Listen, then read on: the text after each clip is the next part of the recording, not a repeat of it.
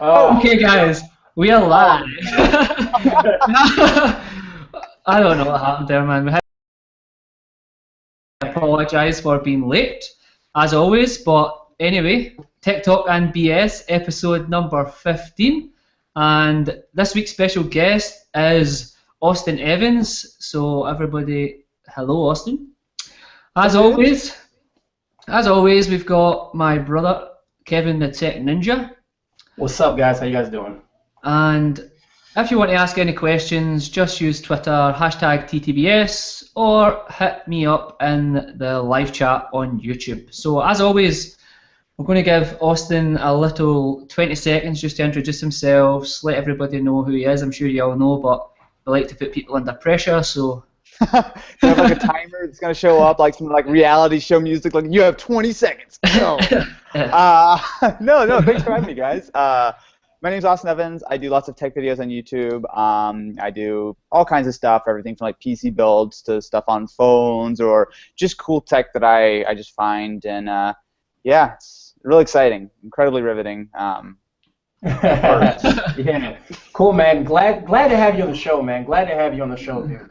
Oh yeah, thanks for having me. Yeah, man. Just recently, you announced your birthday. I think that was that last week or 2 weeks ago. It was a couple That weeks was ago. what was it? Saturday, I think. Dude, you're getting Yeah, old. it was yeah, Saturday. Dude, okay, so like I know as I've gotten older, like birthdays become less and less important. But Yeah. literally, I had forgotten it was my birthday until I got a birthday card 2 days before my birthday. I opened it, I was like, "Happy birthday!" I was like, "Huh?" It took me 3 minutes. Oh, this is my birthday. Yeah. I'm No, sure. doing great with the whole birthday thing. Yeah, no, I understand them feels definitely, dude. You know, I actually thought you were a lot older than you were. Like Yeah? you're just a baby. Yeah, man. How Exactly. old? Yeah, you're what, 23? 23, yeah. 23. Oh, Yeah. man. I've been I doing feel- YouTube since I was like 16. Yeah, that's crazy. And you know, like what I think is the coolest thing about YouTube, it's like a running documentary of your life, especially when you start younger. Like, you know, when you pop out little Austin Evans, you can have them like watch old videos of you using this old antiquated technology and stuff. And I think that's like the coolest thing ever about YouTube in general, you know? Dude, I totally hear you. One of my first videos that I was actually on camera for was the original iPad announcement. So like before the actual iPad came out, I did a video on like I think it was the ice slate, and it was like it was just like tiny little bit of me, like me in the corner because I didn't want to like show my face. Like, I'd been doing videos for almost a year at that point, and I had never been on camera. I had always just been like my voice. So Yeah. I was kind of like easing into it. So like I just had like on like the bottom corner of the video my face. Like I had like really long curly hair and the whole thing. But it's so funny watching that video and like speculating on like what the iPad would be. And it's just like Yeah. watching that video now. You're right. It's almost like a time capsule of like. Mm-hmm. I mean, iPad. It's such a huge thing and everyone knows what it is. But like it's just so funny. Like it's going to be running OS 10 and it's going to be this and that. It's going to be $2,000. It's just so funny to just look back and just see that that's all just been saved. And it's just going to be up there forever. I love that. Yeah, that's the coolest thing. I was actually watching some of your old videos just before you came on the show. I'm sorry. Back when you were hitting up CES, and Oh, like, yeah. you had this huge backpack on, man. I was like, oh my god, that backpack's so big, man. But like, you were still killing it, man. Back then, it was like I was like pretty impressed, man. Like, Oh, dude, that first CES was crazy because that was like the first trip I'd ever taken like for YouTube or for any kind of like legit thing. I had never done any traveling or anything like that for actually YouTube. So it was like the first time I could actually go out there and I was doing work and all this kind of stuff. And I want to say I did like 35 videos that week. It was crazy. Wow. In fact, I don't know. wow. One day, because I went to the show floor, it's open for like 4 days, and there's like a press day before that. So I think it was like the third or fourth day. It was like 4 o'clock, and I remember I was just like back then it was like super simple videos. Like I just took my my DSLR that I had just bought, and it would just be like a minute video, just like here's this new thing, blah blah blah. And I remember I was at the Samsung booth, and they had this thing. Do you guys remember the Galaxy Player? It was like an iPod touch player. Oh yeah. So I was doing a video on one of, I don't know if it was the first one or it was one of the first times that they had done that, and I remember I was playing around with it, and like halfway through the video, like I just stopped talking and I was like, try again. I remember the Samsung lady's like, are you okay? Like, it was so funny. Like I was like, no, this is like my 30th video. I'm tired. I'm just gonna go. I'll never forget that because it was like that was kind of the moment where I realized, okay, I know I'm really excited about CES. It's so cool to be doing this. but there's also a limit of how many things I can do in my brain not turn to mush. So like I do CES and that kind of stuff differently, but I just always remember that moment where even the rep, they're always there. Like if you guys, have you ever been to CES? Yeah, yeah. So like you know how like the reps are always super happy to help and like they'll go on camera and they'll do all kinds of stuff. But like it was always such a big thing. Like even the rep realized how just completely just like tired and just gone I was. So it's like, all right, you know what? I think it's about time to start doing this a little differently. Yeah, dude. Yeah, I remember my first CES as well, man. It's like you want to do so much stuff and then you don't sort of grasp the moment. Like, hey, this is where I'm at. You know what I mean? Like you're always working and always in these little isolated areas and shooting video and stuff, and then you get home, people are asking you, how was it? I'm like, dude, I don't even know how it was. Like I'm shooting video, I'm editing video. I don't know what I was doing. So I think it's better to like go to CES and just kind of relax and cover stuff you want to cover and just enjoy it for what it is, you know? Yeah, this year's going to be my first year at CES, so I'm pretty excited for it. But I'll probably be the guy that tries and shoots 40 videos. Yeah. You'll probably see me in a corner crying like, oh my god. CES is so crazy. It's so crazy because it's like, I feel like that's the biggest kind of gathering of like tech nerds of like, you know, most people from like YouTube go out there, there's like the normal press and there's just so much tech there. It's such an interesting kind of dynamic to be in a place like that. And there's so much stuff there too. I mean, dude, when you go, it's just insane. Like there's like 4 halls and like each one is just like absolutely enormous. And mind you, I'd say 90% of the stuff is just like cables and iPhone cases and just like stuff that no one cares about. But there's so many cool little things that like you just like walk around. Like I remember last year, or I guess it was this year. It was the last day. I got there early. I was pretty much had everything I needed shot. It was just mostly like kind of like my last day to just check stuff out. So I was walking through one of the halls, and I was there was like the display port. They had like a little booth there, and they were showing off USB-C. Which I hadn't even seen anywhere, and like they just had it hidden down there, and they were showing like how they were using it to like power like DisplayPort and all these kind of cool things. They had like one laptop powering like 18 things off one little tiny USB-C port. Like this is great, and I got that awesome video on it. And then they had this like 30-foot tall, like you guys know those telepresence robots? Oh yeah, like the ones that are like 4 foot tall. They had like a 25-foot tall one just randomly chilling next to it. I was like, all right, you know what? I'm totally glad I decided to just like randomly walk around. There was so much just random cool stuff that like it's not something I was like, I got to do a video on. It's just like, really? Seriously? Just awesome stuff. Yeah, I'm just excited about like meeting everybody like I talk to, like obviously like Kevin and all the other guys that I talk to on the internet. It's like actually meeting them all face to face. So it'll definitely be like, because it's like you're like only ever talking on the internet. So I mean it's kind of strange. Then like when everybody meets, so I'll be like, oh my god, kind of weird like. Dude, okay, so I know I'm going like way like off the top like subject of like, you know, the show, but my first CES was the same thing for me. I had never met anyone in the tech field. And I remember that year there was a Reese's booth for some reason. I'm not sure why, but they had like the little mini Reese's booth, and it was like for the little like unwrapped things. And Chris Perillo was doing like a live stream like the entire event. So like that was kind of like the hub for like a lot of tech YouTubers like kind of hovering around. So I remember I met John Rettinger and I just like kind of fangirl. It was just like actually the video is still on my channel. It's still on my channel where I'm like just like filming him, like because everyone's standing around. I just like filming him like getting like handshakes and stuff. I met Ty Moss and literally I just hung out with him the whole day. I was just kind of like awkwardly just like we're hanging out, like, oh, where are we gonna go? Oh, you mind if I come with you? Like, so funny. Like, I must have been like, just thinking back, like, if some kid did that to me, just like randomly, like, can we hang out? Yeah, sure, just hang out all day. Like, I probably would have lost my mind. But like, they were all so cool, and it felt different. But it's just so funny looking back and just seeing just like how completely like fangirling I was that first CES. It was so bad. No, definitely at CES there's that oh my god moment, like oh my god I see so and so, oh my god look at that guy. I mean I have to admit I usually keep a real calm, cool and approach, but when I saw John Rettinger as well, I was like, dude, bruh, like I was hitting someone else like just John Rettinger, like that's the only time I freaked out. Like I've met like real celebrities, but John Rettinger to me is like a celebrity because like I grew up watching him. I say I grew up watching him like I was 10, but you know what I mean? You know, he was only so many years old, but like him doing that, like that honestly got me excited about technology because I was like, oh, that's the coolest thing ever. He can like, you know, have a new device and talk about it on the internet, and that's the coolest thing ever. And he honestly got me started doing what I'm doing, so I don't know. Yeah, man. He's like the old school like. He's, He probably inspired a lot of people that's got channels these days, man. yeah. Oh, dude, For sure. yeah, But, him, like sorry. OGs, dude, for sure. Like Chris Pirillo, Soldier Knows Yeah. Best, John Rettinger, like those were the dudes. Like I think when we were all first starting, we're like they were doing it. You know, like no one else really figured out anything. But like, yeah, those are definitely like the OGs of YouTube for sure. Yeah. Yeah. After that story, I'm gonna try and take a handheld camera with me and do like and do like a spoof video and just start running up and hugging everybody. Oh my God, it's Austin! And like I'm gonna do it, man, for sure, man. Like Yeah, I should make a YouTube channel called Kevin Tackles. Like Kevin tackles Austin Evans. Kevin tackles, and just come out of nowhere like take offensive linebacker people and knock them out. Whatever. What do you call that wrestler? Like everybody talks about, like does the move the what is it, TKD or TKO out of nowhere. Like, all these big YouTube people, man.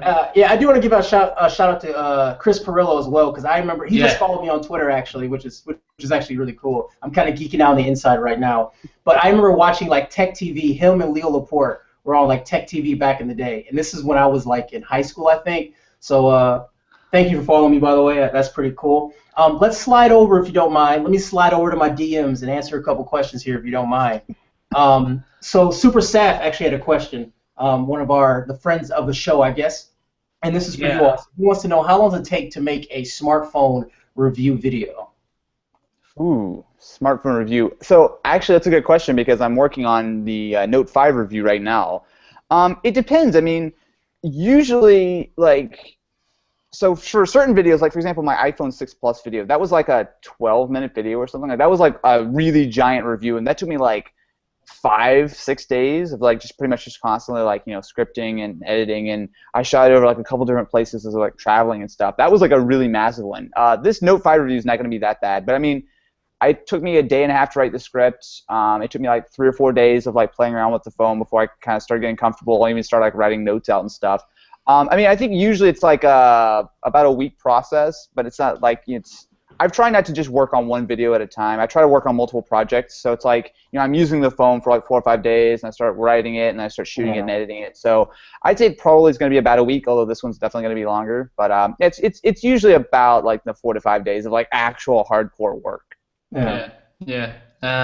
It's good for people to like realize the effort and time it goes in, because a lot of people don't really know. It's like, oh, that must have just took a day and stuff, but like so much background work. For sure. I know Saf has started shooting like more cinematic approaches, and that's probably why he's asking, because I know his reviews are starting to take him days long now that he's doing the cinematic stuff.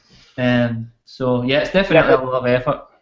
Yeah, for sure. But, you know, like being able to afford yourself that time to, like, you know, like I benchmark all the phones. Like pretty much any device I get, I spend like 6-7 hours benchmarking. I have this giant Google like spreadsheet of just like benchmark results for basically every phone and every tablet and every laptop I've ever got my hands on. And the thing is, I don't really use much of that into videos. Like maybe I'll put like a Geekbench thing or like a 3D Mark. Like I'll you know, kind of, I won't really go that in depth on like the actual benchmarks in the video, but I still like to have those numbers to compare. It's like, look, this is actually really fast or slow. So it's not just like, it feels fast, you know, but like actually have like hard numbers of like, look, this is, you know, the SSD is way faster, or, you know, the graphics are better, or, you know, whatever it is. So like just being able to spend the extra time to do little stuff like that, even though it might not necessarily make it across on camera, it's like kind of like doing your homework and actually really understanding the devices that you're recommending. Because I think it's easy to kind of just like turn it to an assembly line and just cranking out video after video. But I think something that I've always tried to take into account is that people are using the advice that I'm giving them to actually make purchase decisions, right? So I don't want to like, you know, kind of just like kind of be lazy and just do like a halfway video, and then someone buys the phone and realizes, oh, well, Austin said it had great battery life, but it actually doesn't, or something like that. God damn you, Austin! Exactly. I try to It's happened quite a few times. People are like, I thought you said it had a 45 megapixel camera. But no, I try to keep that stuff in mind, because like even though it might not necessarily go in the video, I want to make sure that if I'm like recommending someone to buy a phone or a laptop or whatever, that like it's actually something that like I would recommend. It's not something that I just go, well, I play with it for 3 hours and I think it's cool, so here's my review. Yeah, definitely. Yeah, I think it's important for us to realize that, especially as reviewers, that people are buying stuff with their hard-earned money that they may have been saving up for months and months and months. Especially, younger people, whatever. They've been saving up weeks for this thing, or birthday money, Christmas money, to buy something that we're recommending. And I think it's something we need to take to heart. Especially cell phones. You're locked to that phone for 2 years for a lot of people. Oh, yeah. 2 years is a long time to have a phone. Yeah, man. Especially like, a lot of people will, push out a review really early, but then it didn't have a chance to like use it through the longevity period. And then you realize, hey, 5 days in, I'm noticing this happening, but you don't get a chance to talk about that in a review. So Absolutely, I don't know. That's super important. I think I don't know. It's always a race to get the video done first, I think. But at the same time, I think we're doing the customer a huge disservice by doing that. Yeah, I think we've probably got a responsibility at the end of the day. I know it maybe don't seem like it, but I suppose there is actually a lot more people relying on your opinion than you actually really know. So it's good that you actually spend all that time on it. That's pretty good. That's good knowledge, actually. So the YouTube chat is blowing up with a particular question because you're moving to LA. Everybody is asking, is Austin going to work for Google? Google. Giggle. Actually, yeah. Google is definitely more based in San Francisco, but no, I've actually done work for Google before. But no, I'm not getting a job or anything like that. I'm definitely the main reason I wanted to move out here was it was kind of getting so a lot of what I do is actually based out here. So whether it's working with companies or whatever, a lot of this time I'm having to travel out here.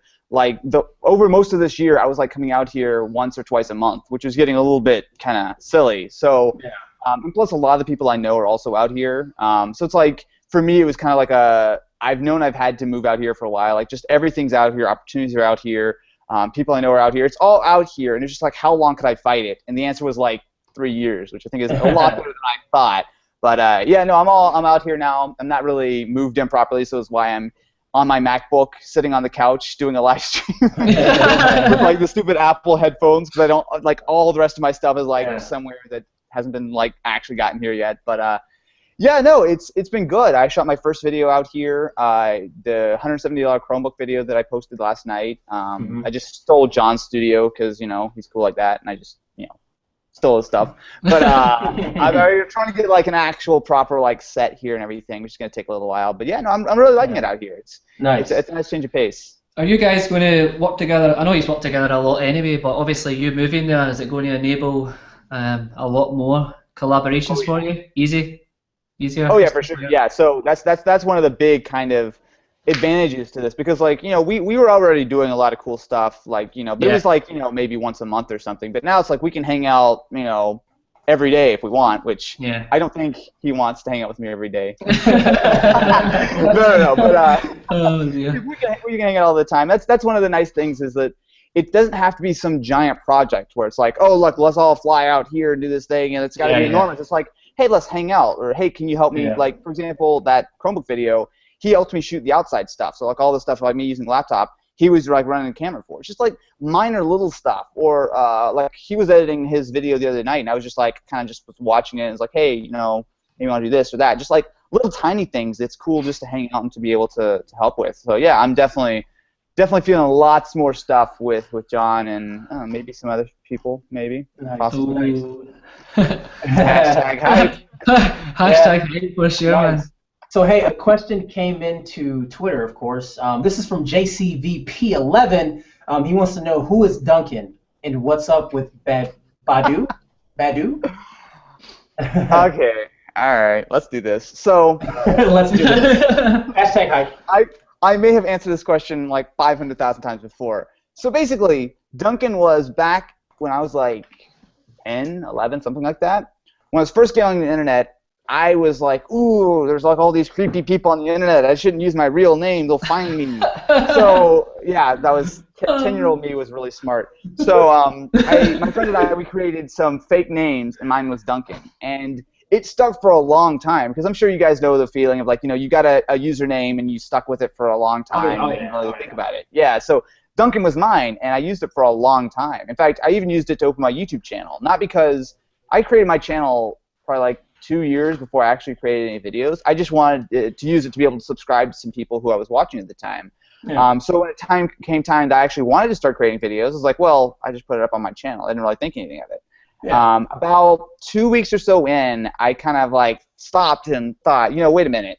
I've got like, 80, 90, 100 subscribers or something, but all these people keep calling me Duncan. I was like, this is probably not a great idea. But at that time, there was no way of changing your YouTube channel name, right? So it was like, if you wanted to change your channel name, like now there's ways of doing it. Like even though my address is still Duncan33303, you can go to youtube.com/Austin Evans. It'll take you there. The channel name shows up as Austin Evans. So you can do that now, but at the time, if I wanted to change my name to Austin Evans, it would be create a new channel and hope that a couple people come over. And I remember I was kind of mulling it over, and I was like, you know what?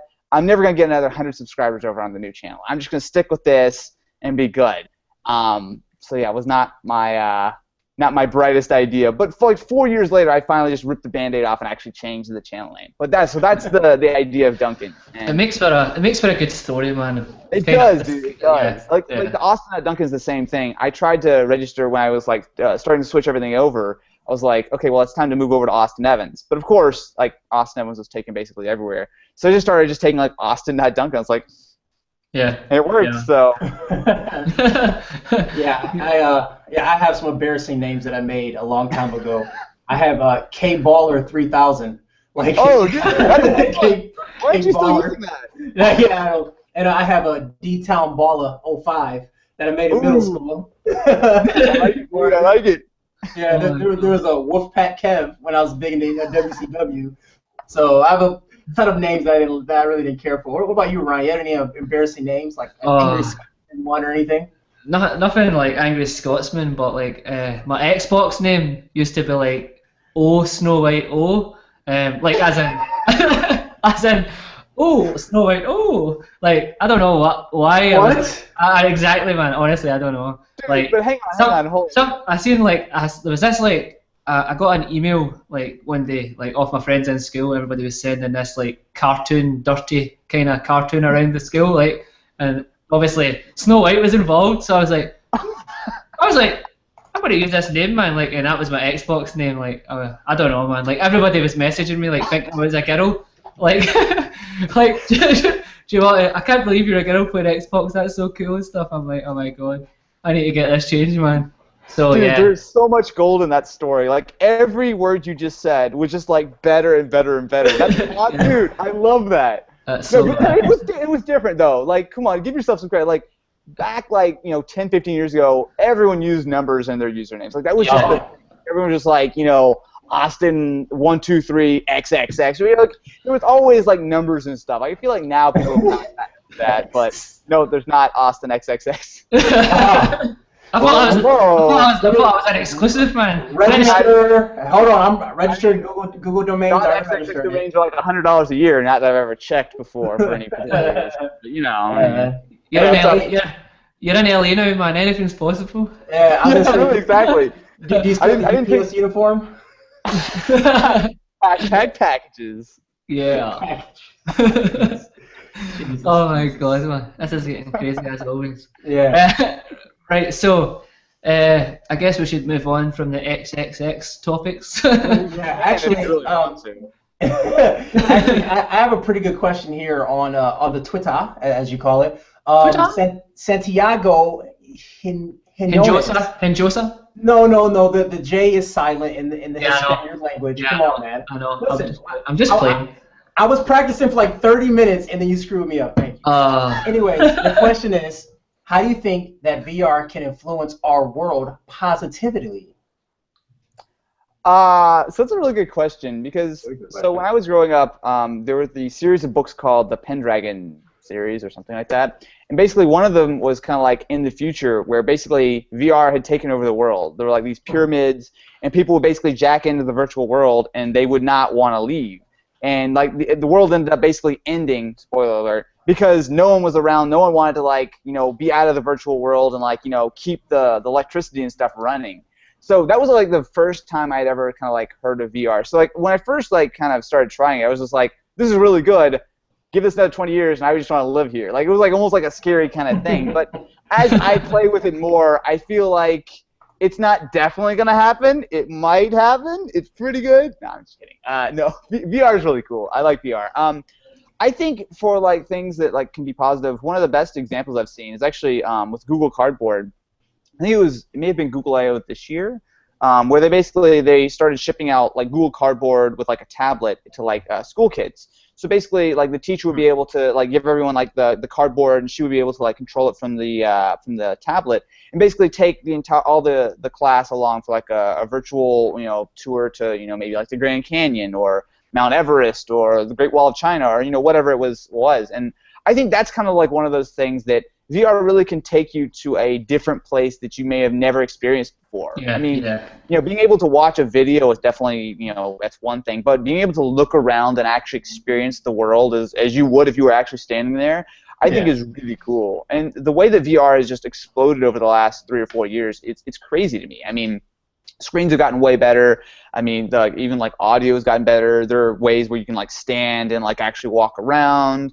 Nice. I mean, there's so much opportunity there to flesh out, like in an actual world. I think that, give it a few more years and, just interacting with like some flat screen that's just sitting like on your computer or whatever is just going to be weird. It's like, the way we look back at, games that are like, Atari games where everything's like 2D and like with 2 colors, it's just like, it's cool, it's there, we might still play with it, but obviously everyone's moved on to stuff like, PCs and Xboxes and PlayStations and stuff. And I feel like VR is definitely kind of like that next evolution. Yeah. I know a lot of vloggers and stuff are starting to shoot kind of VR and 360 videos, and they're allowing you to experience the places where they are. And it's like some of the videos you're just like, wow, this is incredible. Like they're just walking around doing their thing, and you can just like totally check out everybody, take in the whole scene. So I definitely agree, man. It's going places. I just think at the minute most of the good VR headsets are probably out of most consumers' kind of price ranges. So hopefully in the future when it becomes more commonplace, prices come down and everybody can get access to the awesome stuff. But even Google Cardboard, as you said, going into the classroom and stuff, that's an awesome experience to get kids interested. Because I know interested kids these days is not exactly easy. I think the thing that it's really easy to kind of forget about, because we are all in the tech space and we've been hearing about this forever, and it's like, why isn't this out yet? But VR wasn't really a thing for even 5 years ago, right? Like this is a very new thing on the grand scheme of things, right? Like I mean, you look at how long it took like just a normal PC to take off, right? Like from the time that the very first home computers came out to the time where like a decent majority of people actually had them. I mean, it was like 20, 30 years. VR has gone from basically not existing to having tons of companies involved, tons of games being developed, Microsoft, Sony, Facebook, like all these huge companies all taking, fairly big, kind of gambles on making sure this stuff is going to pay off. And I think it's not going to be that long before VR really takes off. I think that there are not that many problems left to really be solved. I mean, Oculus has definitely kind of been like the big thing that I've been playing around with. Pretty much every iteration that's come out, I've been able to try it, and it's crazy how quickly that they've kind of stepped over the boundaries. Just like, at first it was like so many issues, and they started whittling them down, and now what's basically the final version of the product that you'll actually be able to buy next year, it is really good. It is very, very impressive, and of course I feel like it's just going to continue to get better and better. Yeah, kind of the mirror what Austin and Ryan actually said, that I think for educational purposes, like Google Cardboard is like the #1 thing, because kids already have phones. Like kids already bring their phones to school already, so it's good to just use the power that's already in your pocket to do these things. And my brother's a teacher, and he has to play YouTube videos for the kids to learn. So he plays like John Green videos and Crash Course and stuff like that. Like he plays those videos, and kids like are engaged, they interact it a lot better than just textbooks, because like as technology changes, the way we learn needs to change too. And I think the educational system is like definitely behind the technology system, and those like they need to be on par. And I think with Google Cardboard that can help you do that. As you said, like a virtual tour. Like I remember reading about the Great Wall of China, but you don't grasp how big it is unless you're actually there, like going on Google Maps and viewing it and stuff. So I think that's going to be huge, and that's going to really change the way we see education today. I love that. I actually love that idea. So a good comment came up on the YouTube there about Ash Taylor. He said, imagine VR for people less fortunate or even disabled people. it's going to bring them, allow them to experience stuff that they wouldn't normally be able to experience. So that's a really nice comment, man. Yeah, that's exactly, I suppose, ideal for people that's disabled and stuff like that. They'll be able to experience stuff that they wouldn't normally be able to experience. So yeah, it's definitely got a lot of potential, and I'm excited for it, man, for sure. Yeah, for sure. So, Yeah, absolutely. sorry, carry on, Kevin. Okay, Austin, this is actually a question for me. Like, what video or like what moment in your YouTube career when you realized it was like, hey, I could do this? Like, this is like my awakening moment on YouTube. Like, did you have that, or it kind of just slowly happened? I mean, there was never like a video that got like 50 million views, and I was like, oh, this is cool. I mean, it was a gradual thing, but definitely the moment where I realized that this could be a future was the day I got accepted into the YouTube Partner Program. I mean, I know a lot of people these days don't really appreciate what it was like back then, because nowadays you just like sign up for an AdSense account, click like 5 buttons, and you've got ads. It takes like 30 seconds. But back in the day, it was back like 2008, 2009, even like early 2010. That was like the days where you had to apply, and they were only accepting certain amounts of people, and it was very, very early, and it was not particularly great. But I had been making videos for about a year. And I applied once and got rejected, and I applied a second time, and it took forever. And then finally, I actually got the little email, and they're like, hey, congratulations, you're officially a YouTube partner. And that was, and still is, probably like the happiest that I've ever been in my entire life. After working for a year, like, because I wasn't getting paid or anything like that, but like I was 16, 17, so instead of getting a job, I pretty much just poured all of my effort, all of my energy into YouTube. And I mean, I was cranking like video out every day, every other day. I mean, it was like just everything that I was, focusing on. And when I finally got that kind of recognition that, like, look, this is an actual thing, and I got like my first check was like, I want to say like $180. I remember I bought like a Nintendo DS with it, and I was just like, I was like, this is the greatest thing ever. I went from like, never really having any money or whatever, and like always, spending like months and months waiting. Like, the thing that started my channel was an iPod Touch, and I remember it took me like 6 months to get that iPod Touch. And then here I get one with my first check, and I could buy one. I was just like, it was the craziest thing ever to me. So yeah, definitely the moment that I got accepted into the YouTube Partner Program was the kind of the moment where I just was like, I'm just gonna start doing this, and I've never looked back remotely once. Nice. Can you remember how many subscribers you had back when you first got accepted? Yeah, it was I want to say like 1,200, something like that. Nice. Yeah, it was like because I know I did a giveaway of like some iTunes gift cards, because like that was one of the things I bought with my first like $180 check, was like, I think it was a couple $15 iTunes gift cards, and I gave them away like a month or so after. So yeah, I think it was somewhere between like 1,000 and 1,500. Nice. Long ways you've came now, man. That's a long ways. Yeah. Hashtag YouTube Bunny, right? Yeah, exactly. Yeah. Nice. A question came in. I can't find it, but that doesn't matter. The question is, what would it take for you to use Android as a daily driver? So I actually go back and forth a lot more than I think most people realize. I mean, so I've been, like, my main sim has been in an iPhone for like the last almost 2 years now.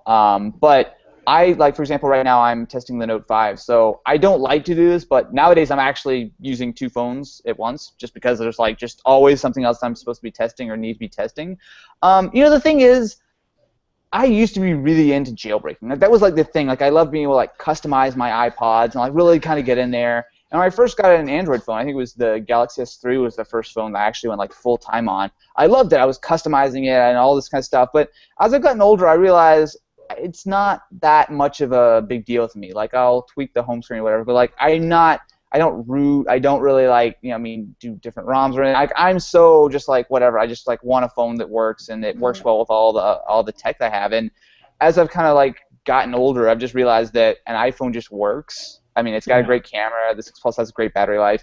And when I pick up an Android phone, I'm just like, oh, this is really cool. But it's just like, then I'd have to like try to get everyone off iMessage again. And I have like, stop taking phone calls on my computer. It's just like, it's not worth it.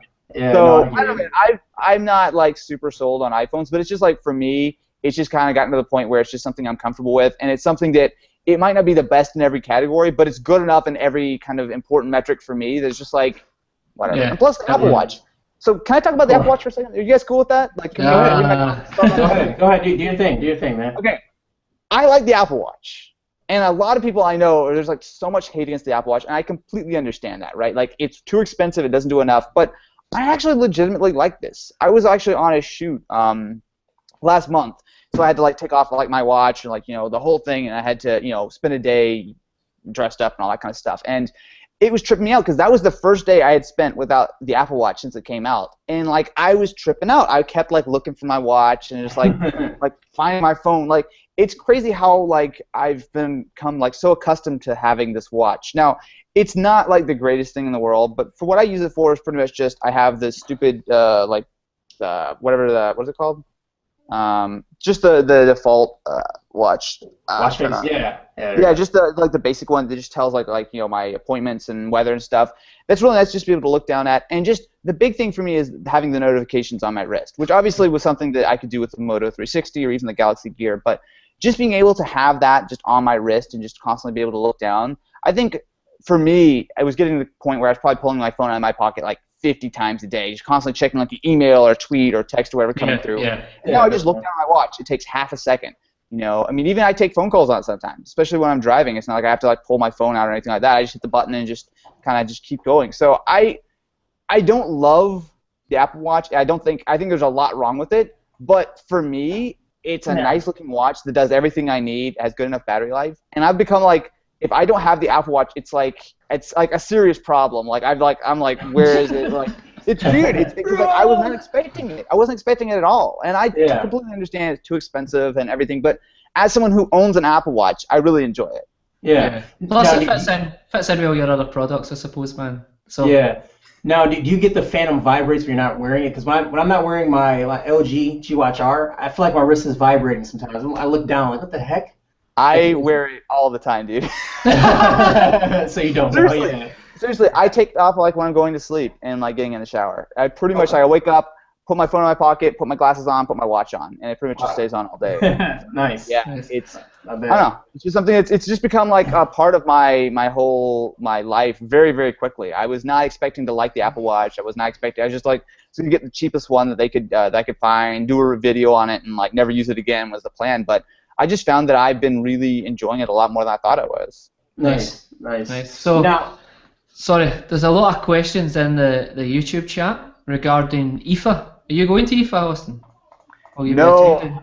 Oh, dude, the next month is just pure insanity for me. It's like, I just got out here. Like, basically, I was either going to move now or next year, and this was like the only like 2-week period where I could kind of like semi take off and try to like get moved out. No, I'm not going to be able to make it to IFA. I'm not going to be able to do anything for the next like 3 months. Nice. Like it's pretty insane. But no, I know. I think Lou is going out to IFA. Yeah, I'm pretty sure. Dom and Ellie. I think all three of them. Danny's going as well. Oh, Danny is? Yeah, Danny's going. So there's definitely going to be plenty of coverage from IFA this year, but just not from this guy. Yeah. So sorry, carry on, Kevin. No, I was gonna say so what are your plans for the next 3 months? Is it just like setting up your office, like other shooting gigs and stuff like that, or like what's on your plate? I'm hoping to have most of the stuff set up by next week. No, it's just a lot of shoots. Like there's the iPhone 6s coming out next month. I have like 4 different shoots that I need to go to next month, and then there's stuff like it's mostly just like I'm going to be out of town and just like doing videos. There's a lot of stuff. Yeah. My calendar is really scary right now.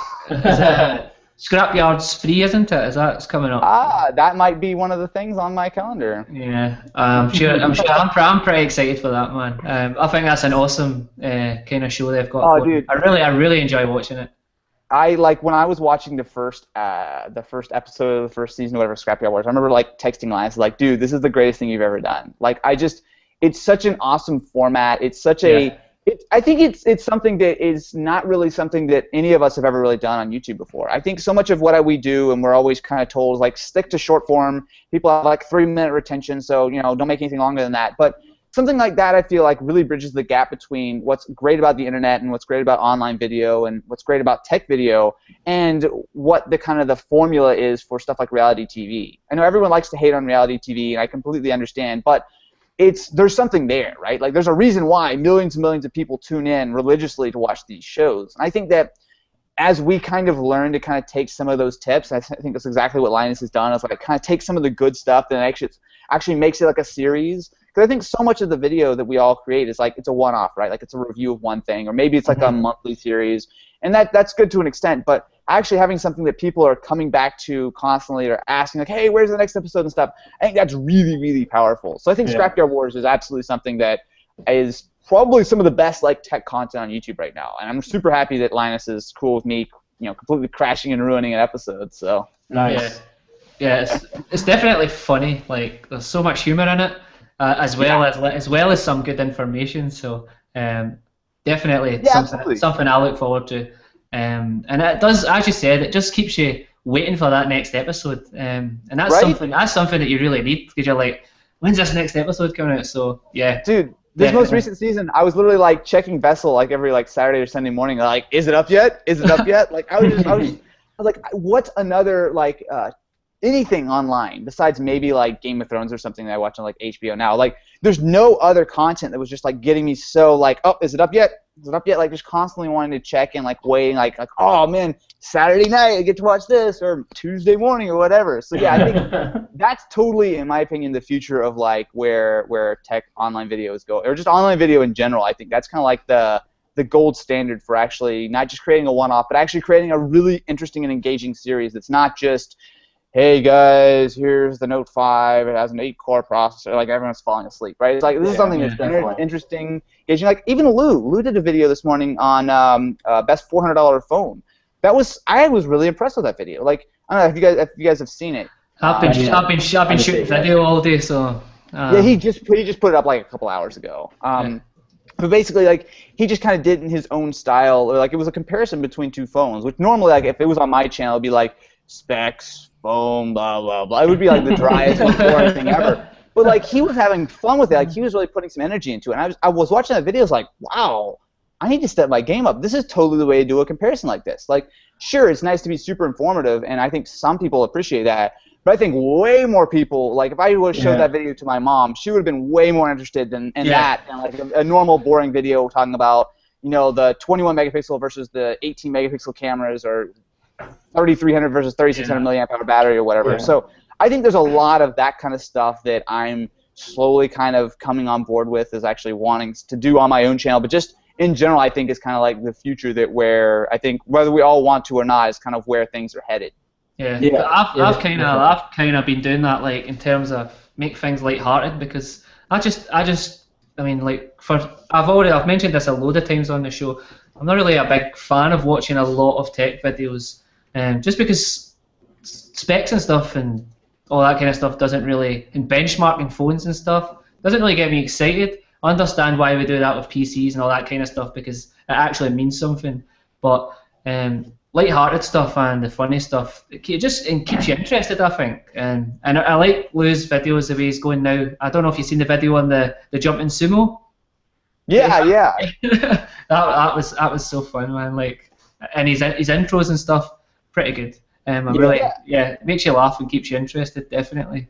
I think you really nailed it there. I think that this is actually something I've kind of had a problem with as far as like tech video for a long time, in that I think a lot of us try to be a non-tech, or try to be Verge or Engadget. We try to do the full comprehensive review. And I think the big problem is video has a lot of advantages, but when you're talking about lots of specs and like very long things, it's not really that well suited. Like if I want to go buy a new phone, I'm actually probably going to read a non-tech review over watch a YouTube video. Like I think the YouTube video is kind of like to see how it performs, blah blah. It's like kind of like a lighter thing. But if I really want to go like hardcore and in depth, I'm going to read a 20-page non-tech piece that's going to take me 2 hours to go through. But I'm going to learn everything I want and then some. I feel like for the serious technical stuff, video is just not that well suited, and that's one of the things I've kind of struggled with for a long time. Is just like, it's just really interesting information to me, but I feel like most people are just like, this has been going on for 15 minutes. Can you please stop talking about the camera? I don't need to hear about the industrial design. Like, I feel like that's kind of one of the weaknesses of video compared to something like text, and so I think that that's kind of where stuff like being lighthearted and stuff just being interesting and entertaining and kind of playing to the strengths of online video as opposed to just trying to take a written review and just kind of cram it into YouTube format. Yeah, so I think that's definitely kind of where I was talking about as far as like the future, because like that's totally where I think we should all be headed. Maybe not just like as just a joke the whole time, but just make it interesting, make it engaging, make it something that is actually worth watching as a video, not just a written review that you just happen to voice over and get some nice B-roll for. Yeah, the problem with all the serious reviews is the people that are watching them have probably watched another 5 just before they watched yours, so they're like it can probably become overwhelming pretty soon. And I think that's death for a video. If you make the exact same video someone else did, I mean, come on, why would anyone want to watch the same thing twice, right? Like you've got to put your own unique spin on it. And if everyone's doing the exact same generic iPhone 6s review, it's the same thing and over and over and over again. I mean, sure, maybe some of the hardcore fans of ours might watch 2 or 3 of these videos. But if they open up their sub box and see 15 identical videos, they're not going to watch them all. That's crazy, So I think it's all about finding a different angle and playing to the strengths of online video. I think that a lot of people don't necessarily think entirely through like what actually does well versus just what everyone else is doing at the time. I think it's really easy to kind of just focus on like, oh, look, well, Marquez just did this video, so that's what I should be doing. But I feel like a lot of the time what kind of really will actually do well is kind of trying to just think a little bit ahead of where everyone is right now. And that's something that I've been trying to do, and I don't think I've really been that successful, but it's just something that I feel like it's really easy to just kind of fall into a rhythm and just make the same thing over and over. You get your nice kind of comfy little setup there, and you just keep doing it. But I really think that there are some changes coming, and I want to try to be on the right edge of that. You know what I mean? Yeah, definitely. I sort of think that the whole idea of a review is starting to die a little bit. I think people enjoy opinionated things better. And I kind of want to rewind a little bit things that you were mentioning as far as that like written reviews are much more in-depth versus like videos. Do you ever think about like making your own website where you have your written reviews and you have your video reviews too? Something like, future, maybe a couple years down the line, something like that. AustinEvans.com, whatever, like when you talk about AustinEvansXXX.com. No. I already bought the domain. In 2 years, I'm going to email him, tell him I need $10,000 for the domain. Dude. That's how it works. That's cheap. Side note, I tried to buy AustinEvans.com once, and they tried to charge me $50,000, so not AustinEvans.com, but Hashtag YouTube money. Dude, I got an email. I was like, "Are you serious, dude?" Really? Yeah. No, but that's kind of in the long-term plan. I think right now I'm still a one-man crew. I don't have anyone helping me. I think now that I'm out here and hanging out with John and stuff, that's really helpful. But it's not like John's working for me all the time. Like it's like, hey, can you help me for like 10 minutes or something? It's not like a huge thing. Yeah. So as long as that I've wanted to branch out and I've done this stuff from time to time, but as long as it's just me, I feel like YouTube is enough to keep me busy and then some. I think as I'm out here and as I'm able to expand the team and actually hire people and kind of get like an actual bigger business off the ground, I think a website's absolutely going to be in the cards. I think multiple other channels are going to be in the cards. I think a lot of stuff are kind of things I've wanted to do forever, but I just can't do all myself. So yeah, absolutely. I think that a website that is not AustinEvans.com will be coming in the next couple of years. I think a lot of other things will, but I've spread myself too thin way too many times and realized that it makes everything suffer across the board. And it's just I only have enough energy and enough time to really invest in a couple things, and I want to make sure that those are the right things. And I think YouTube is definitely the best use of my time right now.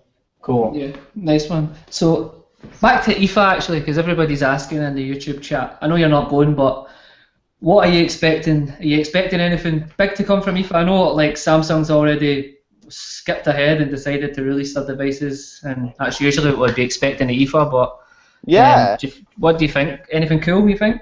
So that's the thing. Usually the big thing I expect out of IFA is like, the new Note. Like that's always like the big thing. Maybe there's like going to be like some like new Sony phone or a cool tablet or something like just like kind of like wild card. But the big thing for me every year IFA is definitely the Note. And considering that that's already out, I'm not sure what to expect. And I've seen a few rumors about obviously there's going to be like the new Samsung Galaxy Gear. Looks cool. Looks a little like an Apple Watch, just a little bit, a lot, maybe a lot dead. I don't see it.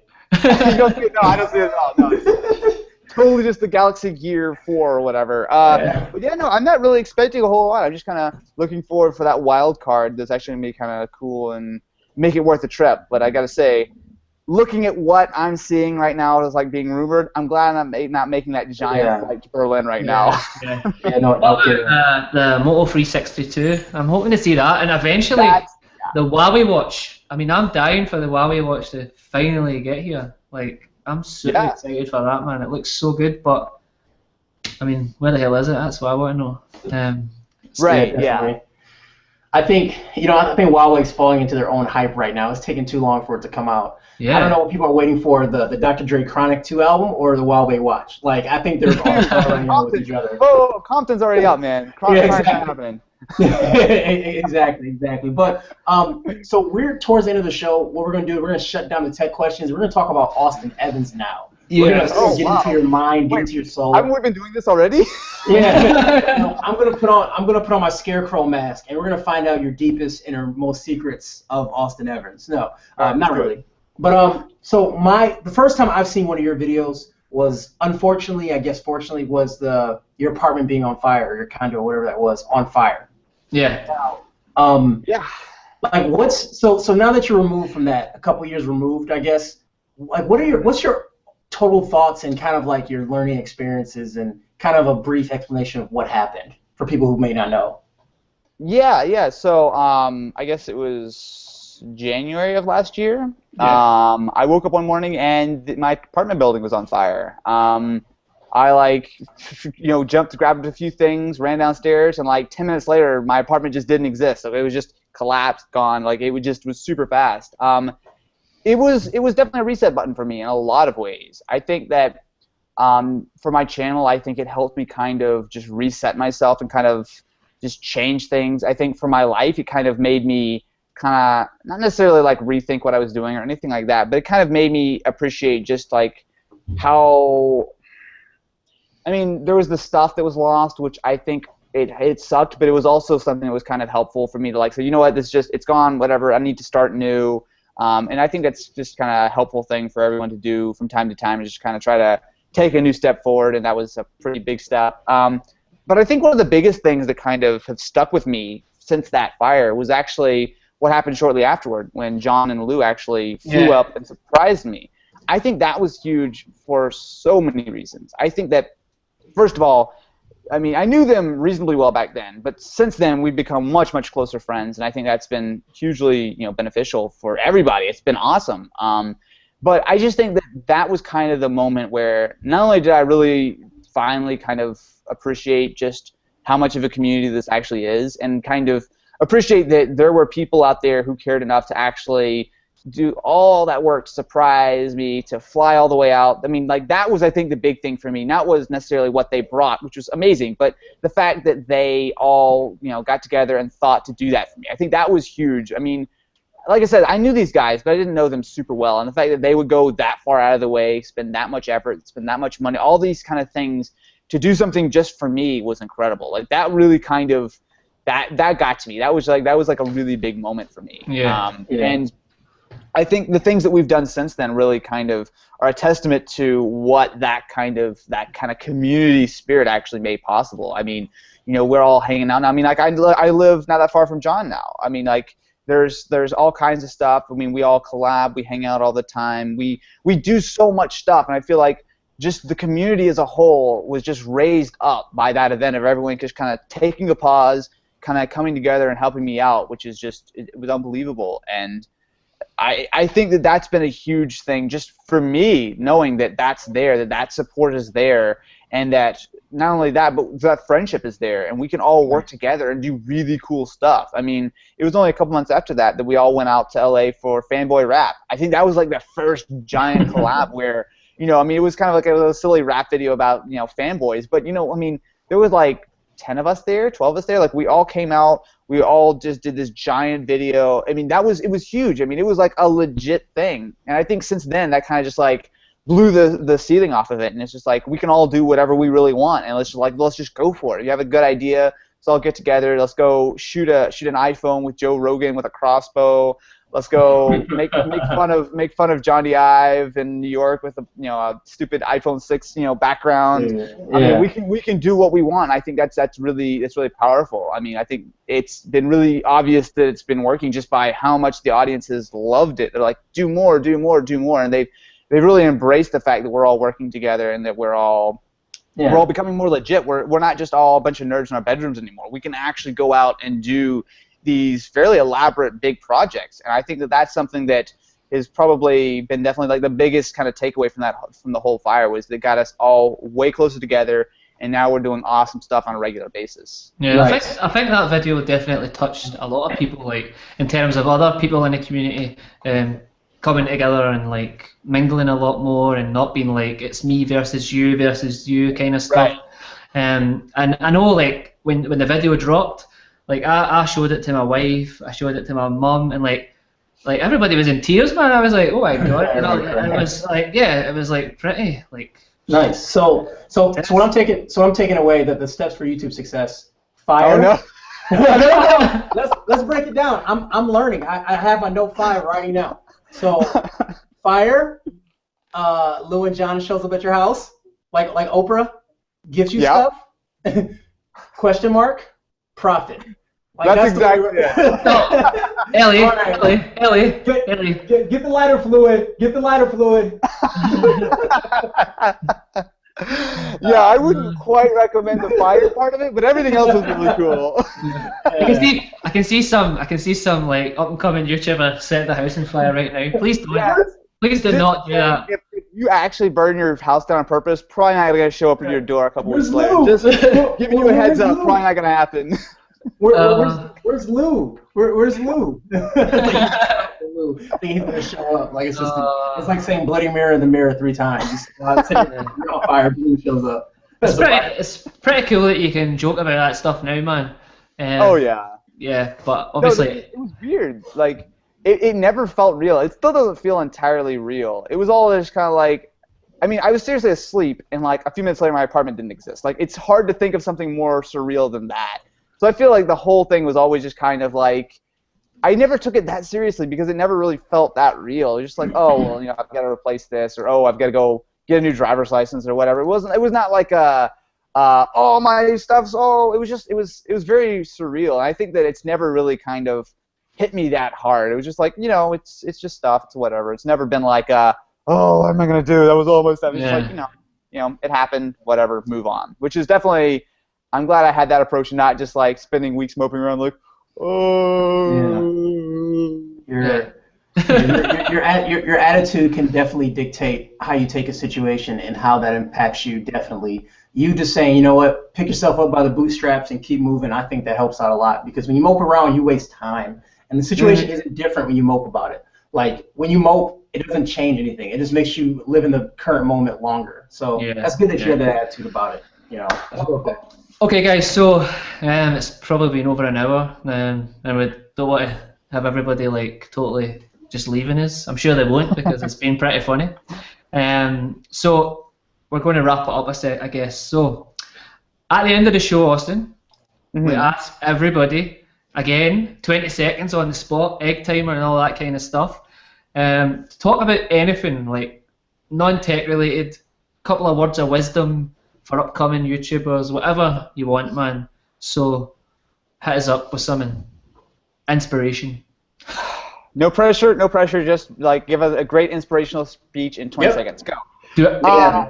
I think it's just do what makes you happy. I think that's something that I've been fortunate enough to be able to do for myself. And I think that if you have a passion and it's something that's actually like doable, it's not like my passion is to be an astronaut to be on Mars. It's probably not the best way to spend your entire life, trying to do that. It's possible, but it's not that likely. But if your passion is I like making tech videos, or I want to, do whatever it is. If it's something that's remotely feasible, go for it. I mean, it might not succeed. You might not, be able to pull it off, but try. I mean, that's one of the things is I'm so glad that I took the leap to do this, because if I would have, 30 years from now, I'm like a Best Buy manager or something, and thinking back like, man, wouldn't it have been cool? And like, YouTube's like bigger than TV, and everyone's like billionaires, and it's just like, wouldn't it have been cool if I would have back then done that? So I think it's just like try. I mean, the worst thing that can happen is you can fail. And you know what? Life's short. I mean, everyone should fail every once in a while. I feel like I've learned the most stuff from failure, and that was more than 20 seconds. So